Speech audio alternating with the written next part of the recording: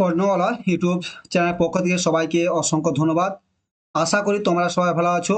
আজকে আমরা আলোচনা করবো সিটের ইভিএস এর যে আমরা সিরিজটা শুরু করেছি। তোমাদের দেখো ডিসেম্বরে 15 তারিখে সিটের পরীক্ষা আছে এবং তারপরেও 15 ডিসেম্বরে একটা প্রাইমারি হওয়ার সম্ভাবনাটা আছে, ঠিক আছে? সে তোমার পরীক্ষা পড়াশোনা করো। এই যে টপিকটা আমি যেটা তখন স্লাইডে লিখে সিটের ইভিএস মানে অনলি ফর চ্যাপ্টারটা আমার সিটের জন্য, ঠিক আছে?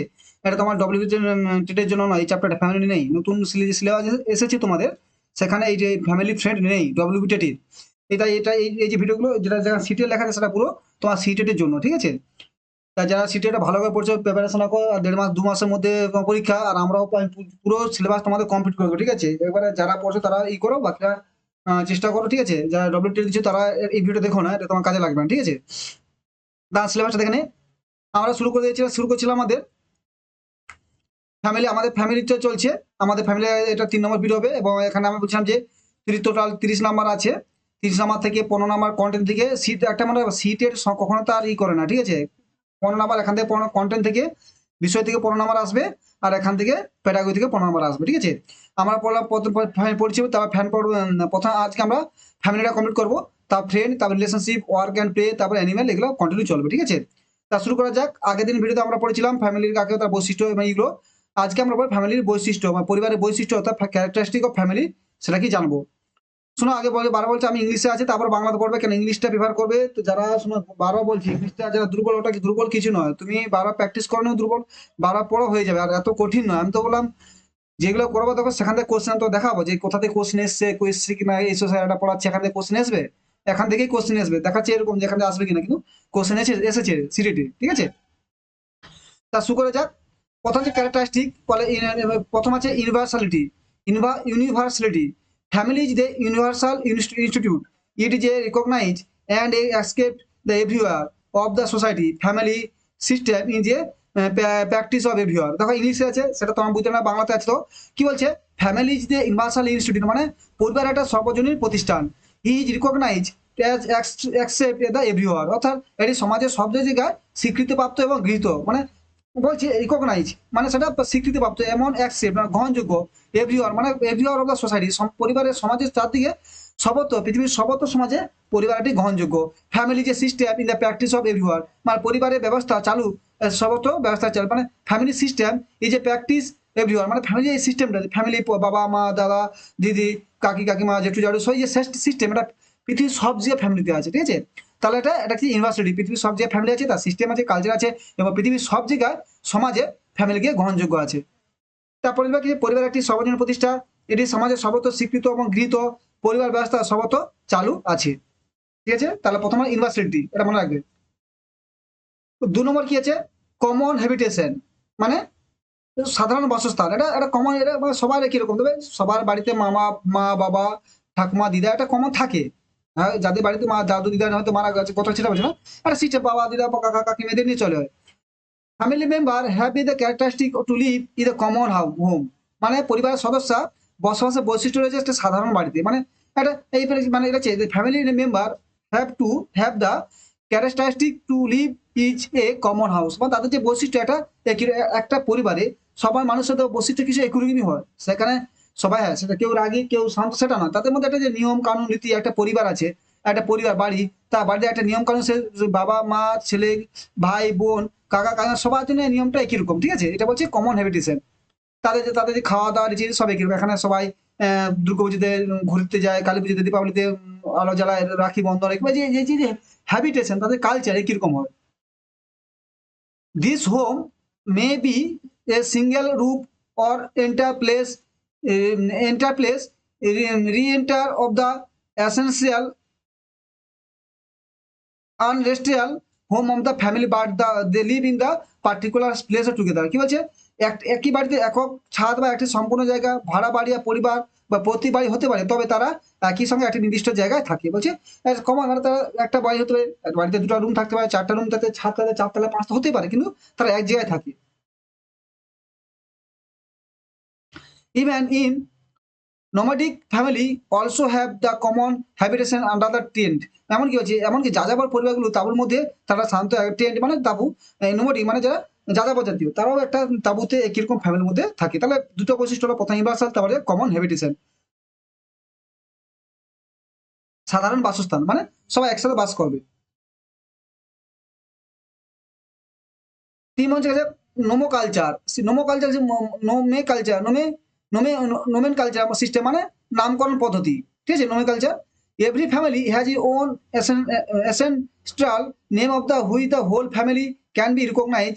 বলছে একটি পরিবারে নিজস্ব পূর্বসূরের নাম আছে এবং সেই জন্য সে পরিবারে স্বীকৃত হয়। যেমন কি শর্মা ফ্যামিলি, তা ঘোষ ফ্যামিলি, তা তোমাদের গাঙ্গুলি ফ্যামিলি, বন্দ্যোপাধ্যায় ফ্যামিলি যে থাকে। ঠিক আছে, এগুলো কি তাদের একটা বংশ পরব থেকে সেটা চলে এসেছে, যে এটা হ্যাঁ এগুলো তো একটা বংশ পরম্পরা থেকে ফ্যামিলিগত নাম থেকে চলে এসেছে। For this purpose a nomenclature system goes is the family and attach to the number of members. কি বলছে, এর উদ্দেশ্য একটি নামকরণ পদ্ধতি একটি পরিবারের মতো চলে এবং সদস্যের নামের সাথে সেটা যুক্ত থাকে। বলছে না শর্মা ফ্যামিলি করে, শর্মা ফ্যামিলি, শর্মা ছেলেটা করছে, মানে কি ঠিক আছে একটা ফ্যামিলির নাম করার সঙ্গে তাদের যে কালচার, সেই কালচারও এটা ফ্যামিলির মধ্যে বৈশিষ্ট্য থাকে। ঠিক আছে, যদি আমার আম্বানি ফ্যামিলি বা টাটা ফ্যামিলি, তাহলে কি এটা নিজস্ব তাদের কালচারের সঙ্গে রিলেটেড আছে। তারপর কি হচ্ছে ইকোনমিক প্রভিশন, মানে অর্থনৈতিক ব্যবস্থা। ফ্যামিলি একটি যে basic institute of the provision of economic resource, মানে হচ্ছে পরিবার হল একটি অর্থনৈতিক সংস্থার মধ্যে মৌলিক প্রতিষ্ঠান। একটা অর্থনৈতিক সংস্থা কি, এখানে every individual is assigning the specific work man can be go outside the home and from earning while woman do their domestic work. So this division of the labour and source of economic position, মানে কি economic position মানে ফ্যামিলির প্রত্যেকে কোথাও না কোথাও একটা economic কাজে যুক্ত হবে। যারা ছেলেরা বয়স্ক বাবারা তারা কি বাইরে কাজ করতে যায়, দাদারা বাইরে কাজ করে, কিন্তু কি হয় বা মা কি মা বাড়িতে কাজ করে, মা বাড়িতে ডোমেস্টিক এনিম্যাল বা ডোমেস্টিক বাড়িতে গৃহপালিত পশু বা বাড়ির যে কাজগুলো সেও করে, সেটাও তো একটা ইকোনমিক পারপোজ না। সেটাই বলছে যে ইকোনমিকের প্রভিশন একটা ফ্যামিলির মধ্যে সবাই থাকবে কোনো না কোনো অর্থনৈতিকভাবে প্রত্যেকে যুক্ত থাকবে, সেটা ইকোনমিক অর্থনীতি ব্যবস্থা বলা আছে। দেখো বাংলাতে কি বলছে, পরিবার হলো অর্থনৈতিক সংস্থাগুলির মধ্যে জন্য মৌলিক প্রতিষ্ঠা। প্রত্যেক ব্যক্তিকে একটা নির্দিষ্ট কাজের দায়িত্ব দেওয়া হয়। পুরুষ অর্জনের জন্য উপার্জনের জন্য বাড়ির বাইরে যেতে পারে, তখন যখন মহিলারা তার গৃহস্থলী কাজ করে। পুরুষরা যখন পুরুষরা বাড়ি যায় তখন মহিলারা কি করে, মহিলারা কিন্তু বাড়ির কাজ করে। সুতরাং এই সমবিভাজন অর্থনৈতিক যোগান উৎস, মানে এইভাবে যে সমবিভাজন, এই একটা কাজ করবে, সে সেটা কাজ করবে, মেয়েরা একটা করবে, ছেলেরা করবে, তা বয়স্করা একটা কাজ করবে, এই যে আলাদা আলাদা কাজে ডিভাইডেড, মানে সেই কাজ থেকে তারা ফ্যামিলির অর্থ উপার্জন করে। ঠিক আছে, তারা বুঝতে তিনটা আমরা চারটা বললাম। ঠিক আছে, নাম থাকবে, এটা ইকোনমি থাকবে। তারপর কি হয়েছে, এবার ভালো ব্লাড রিলেশন। প্রতি ফ্যামিলিতে একই রকম রক্তের মানুষ থাকবে, একটা ফ্যামিলি দুটো তিনটা রক্তের মানুষ আছে না, একই রকম রক্তের ফ্যামিলি থাকবে।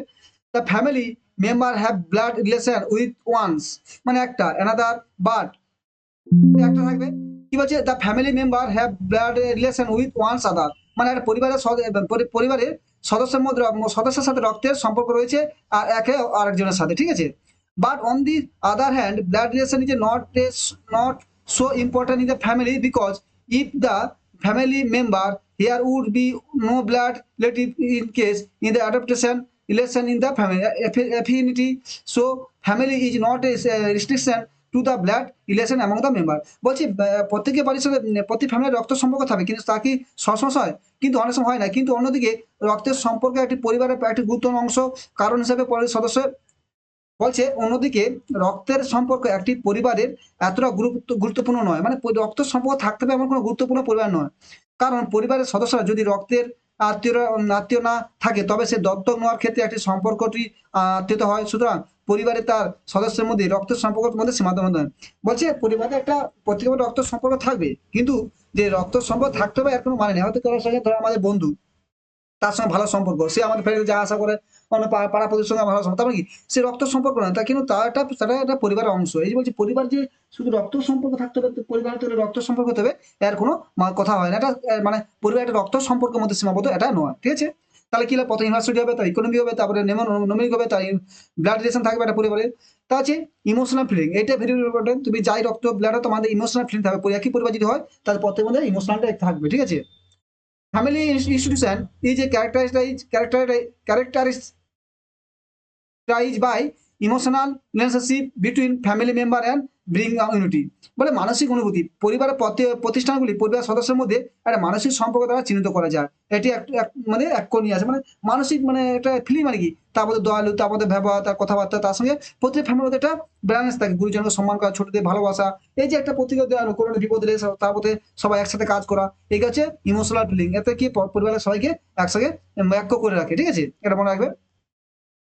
Thank you. তাহলে আমরা ক্যারেক্টার পড়লাম, ক্যারেক্টার কি পড়লাম দেখে নিই আমরা, যে আমরা ক্যারেক্টার পড়লাম ক্যারেক্টার 5টা পয়েন্ট বললাম।